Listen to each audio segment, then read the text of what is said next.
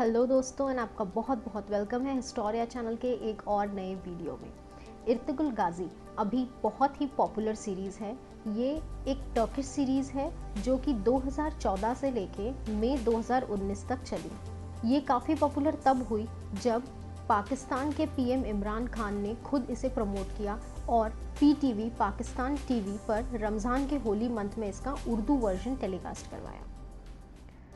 Ertugrul गाजी इन्होंने एक छोटे से कबीले से शुरुआत करी और दुनिया के सबसे बड़े और सबसे खूंखार चंगेज़ खान की सेना को हिलाकर रख दिया। इन्होंने और इनके पुत्र उस्मान एक ने एक ऐसा महासाम्राज्य बनाया जिसने 600 साल तक सेंट्रल एशिया और मेडिटेरेनियन रीजन पर राज किया। तो हिस्टोरिया चैनल के इस वीडियो में हम आपको दिखाएंगे इर्तुगरुल गाजी कौन थे, कौन से एम्पायर से थे और उनके बारे में कुछ हिस्टोरिकल फैक्ट्स। तो वीडियो बहुत ही इंटरेस्टिंग है, बने रहिएगा एंड तक। इर्तुगरुल टर्किश मुस्लिम हिस्ट्री का एक बहुत ही महत्वपूर्ण हिस्सा है। शुरुआती दिनों में इनकी सेना इतनी बड़ी नहीं थी, पर बाद में इन्होंने एक बहुत ही बड़ा ऑटोमन एम्पायर या जिसे सल्तनते उस्मानिया भी कहा जाता है उसकी नींव रखी। ये हम आपको जितने भी हिस्टोरिकल फैक्ट्स बता रहे हैं ये सारे करीब 13th सेंचुरी के पास के हैं। 13th सेंचुरी में इंडिया में खिलजीज का राज था। अलाउद्दीन खिलजी उस टाइम के शासक थे।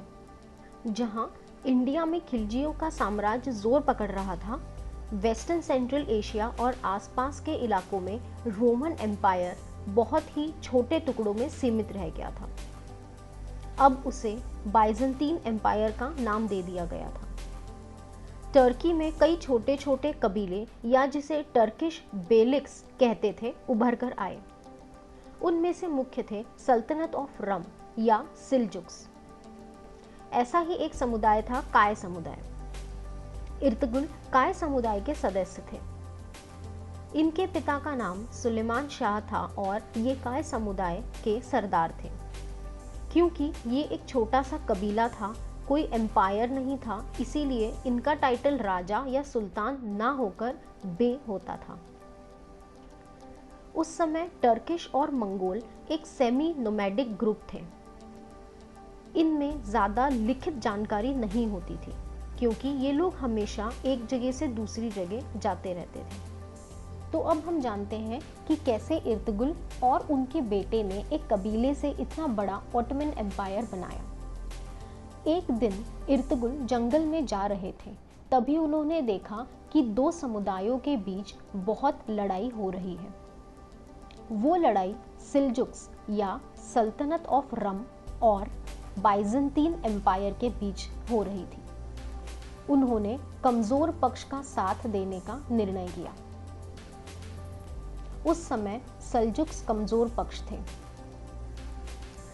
सिल्जुक समुदाय का नेतृत्व कर रहे थे अलाउद्दीन। अलाउद्दीन और इर्तुगरुल ने मिलकर बाइजेंटीन को हरा दिया और वो भाग गए। अलाउद्दीन बहुत खुश हुए। उन्होंने अपने राज्य की कई सारी जमीन इर्तुगरुल को दे दी। सौगत उनमें से एक था जो आगे जाकर ऑटोमन एम्पायर की राजधानी बनी।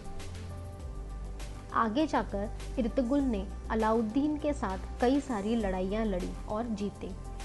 इर्तुगरुल बहुत ही ज़्यादा वफादार थे। समय बीतता गया और इर्तुगरुल ने बहुत सारी लड़ाइयाँ लड़ी। 1280 में उनकी मौत हो गई। उसके बाद उनके बेटे उस्मान एक ने अलाउद्दीन के साथ मिलकर काफ़ी लड़ाइयाँ लड़ी। ऐसी ही एक लड़ाई में अलाउद्दीन की भी मौत हो गई। उसके बाद उस्मान लीड रोल में आ गए और उस्मान एक ने आगे जाके ऑटोमन एम्पायर को और भी बहुत बढ़ाया।